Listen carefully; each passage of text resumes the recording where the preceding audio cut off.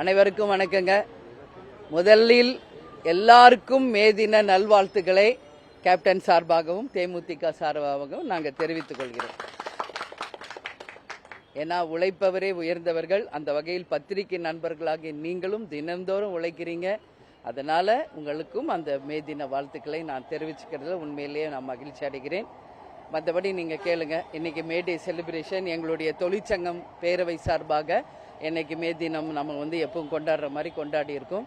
அது மட்டும் இல்லை, எங்களுடைய வேட்பாளர்கள் யாரெல்லாம் தேர்தலில் போட்டிட்டு இருக்காங்களோ அவங்களும் இன்னைக்கு கேப்டன்கிட்ட பிளெஸிங் வாங்கி இன்னைக்கு ஒரு சின்ன ஆலோசனை கூட்டமும் நாங்கள் நடத்திக்கிட்டு இருக்கோம். இதுக்காக தான் இன்னைக்கு. வேற எதுவும் நீங்க கேள்வி கேட்கணும் கேளுங்க. 2 டேஸ்ல எலெக்ஷன் ரிசல்ட் வருது. ஆமாங்க. தரப்புல இருந்தும் கருத்து கணிப்புகள்லாம் ரிலீஸ் பண்ணிருக்காங்க. ஆமாங்க. எப்படி பாக்குறீங்க? நான் எப்படி பாக்குறேன்னா, ஆக்க பொறுத்தவங்க ஆற பொறுங்க.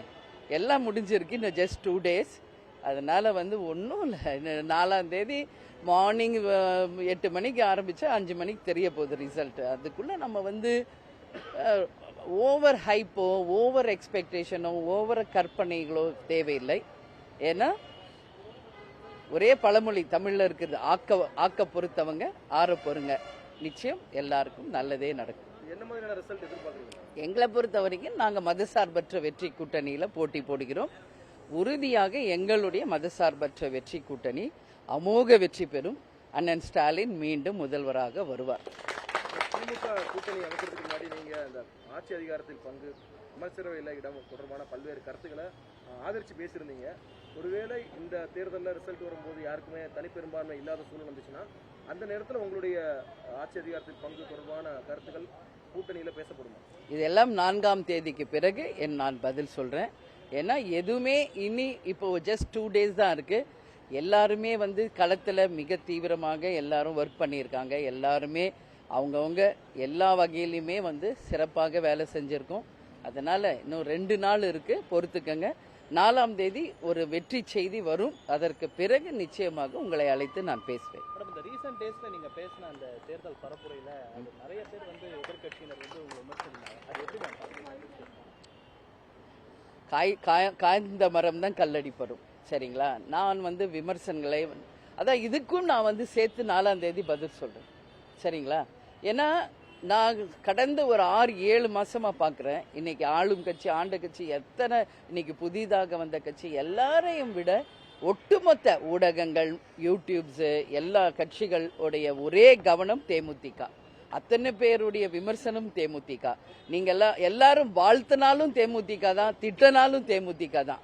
அதனால நான் சொல்றேன், பழுத்த மரம் தான் கல்லடிப்படும். அந்த வகையில் வாழ்க வசவாளர்கள் அப்படின்னு நான் சொல்றேன். அதே மாதிரி நிச்சயமாக 4ஆம் தேதி அதற்கான பதிலை நான் உங்களுக்கு தெளிவாக சொல்வேன். நாங்க 10 பேர் போட்டிட்டு இருக்கோங்க. கேப்டன் பிளெஸிங்கோட 10 பேருமே நாங்க சட்டசபைக்கு போவோங்க. உறுதியாக அதை நான் நம்புறேன். 10 பேருமே நாங்க வெற்றி பெற்று நிச்சயம் சட்டசபைக்கு கண்டிப்பாக செல்வோம் என்று நான் உறுதியாக நம்புகிறேன். தவிர்க்க முடியாத தம்ப்நெயில்ஸ், கலக்கலான கண்டென்ட்ஸ், சினிமாவும் சீரியஸ் பிரச்சனைகளும், பல வருடங்கள் இடைவெளிக்கு பிறகு இந்த படத்துல ஒரு கலகலப்பும் கைகலப்பும். Me too, love you. Thank you so much. Mass ஏத்துறது போயிட்டே தான் இருக்காரே தவிர பிரேக்கே இல்லாமல் பிரேக்கிங் நியூஸ் சொல்லும் தந்தி டிவி ஆப். இன்ஸ்டா தலைமுறை வரை இறங்கி அடிக்கும் தந்தி டிவியின் டிஜிட்டல் எக்ஸ்க்ளூசிவ். அது தண்ணிக்குள்ள போகும்போது ஹேங் ஆயிடுச்சு. உங்களுக்கு விஜய் சார் எந்த அளவுக்கு ரொம்ப பிடிக்கும்? Of course, Malayalis are huge Vijay sir fans. 2 பேருமே ரொம்ப பிடிக்கும் எனக்கு. தந்தி டிவி ஆப்பை இலவசமா டவுன்லோட் செய்யுங்க.